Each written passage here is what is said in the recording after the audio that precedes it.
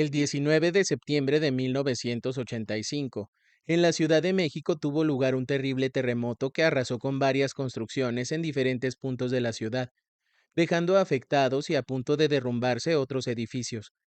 En uno de esos edificios afectados estaba el departamento en el que Josie y sus hijas vivían. Prácticamente en plan de damnificadas, tuvieron que salir de ahí para irse a vivir a casa de la madrina Aurora, la hermana de Josie, junto con su esposo Jorge y sus hijos Nancy, Jorge y Silvia, la prima favorita, la que en ese entonces se convirtió en la gran amiga y compañera de Aline. Luego del susto del temblor, y de que nuevamente tuvimos que agarrar todas nuestras chivas para mudarnos a otro lado, llegar a casa de mi madrina Aurora fue como entrar al paraíso. Primero porque mi tío Jorge, en cierta forma, era como mi segundo padre, y para mí era bonito estar en un nuevo hogar en el que existiera la figura paterna, el jefe de la familia, el hombre fuerte y poderoso. Además, ahí estaban también mis primas Nancy y Silvia, con ella, con Silvia, con la que siempre me había llevado de maravilla, especialmente en ese entonces, cuando empecé a sentirla más bien como mi hermana, como mi gran compañera de la infancia. Yo estaba todavía muy chiquita, y bueno, yo necesitaba no solo a alguien con quien jugar y divertirme, sino también a alguien con quien pelearme y agarrarme del chongo. Fue la época de las Barbies, la época en que de nuevo las ganas de ser artista y salir en la tele se fueron haciendo más grandes, en complicidad con Silvia. Una época que no duró mucho, porque luego, como mi mamá y mi tía Aurora empezaron a tener problemas, nos regresamos de nuevo con mis abuelitos a otra casa. Yo tenía ya 10 años cuando Rosa Berta, mi muñeca, ocupó de nuevo el lugar que le había quitado mi prima Silvia. Se convirtió otra vez en mi cómplice, sobre todo en esta etapa en la que me volví un poco maldosa, y me dio por hacerle travesuras a Anita, una sirvienta que teníamos, y que no sé por qué, me caía bien gorda. Un día se me ocurrió espantarla, y Rosa Berta me ayudó. Fui al cuarto de Anita, y ahí metí en su cama a Rosa Berta, que como estaba grandota, parecía como si fuera alguien que se había escondido en la cama, tapada con la colcha y las cobijas. Solo se le asomaban los pelos de su rubia cabellera, y como ya era noche, que voy con Anita y fingiendo estar muy asustada, le digo que en la cama de su cuarto había alguien, un ladrón de seguro. La mensa de Anita, muy asustada, ahí va a su cuarto. Abre la puerta y pega tremendo grito. Se lo creyó todo. Hasta fue con mi abuela llorando del miedo, y le contó que un ratero estaba escondido en su cama.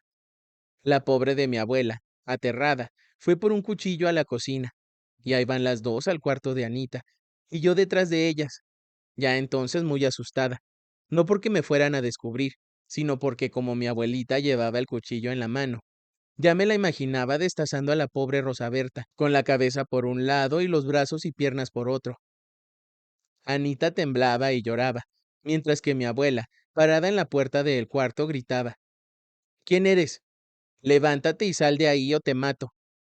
Como ese alguien que estaba en la cama ni se inmutaba, mi abuela pensó que a lo mejor era un muerto.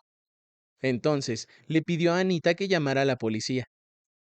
En ese momento ya no me quedó más remedio que contarle la verdad, que se había tratado de una simple broma, y que era Rosa Berta la que estaba metida en la cama.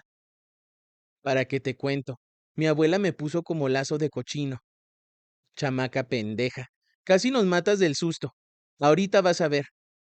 Pero yo, muy lista, agarré a Rosa Berta, me eché a correr y me encerré en mi cuarto, en mi refugio, como siempre, hasta que llegó mi mamá del trabajo ya en la noche. Desde mi recámara escuché que mi abuelita se quejaba de mí, contándole lo que había hecho. Recuerdo que mi mamá fue a buscarme y me regañó, pero solo un poquito.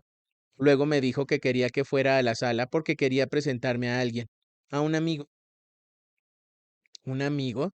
Yo luego me la solí, y después confirmé mis sospechas. Aquel amigo era más bien su novio. Llevaba ya 2 años con él, y se llamaba Benito.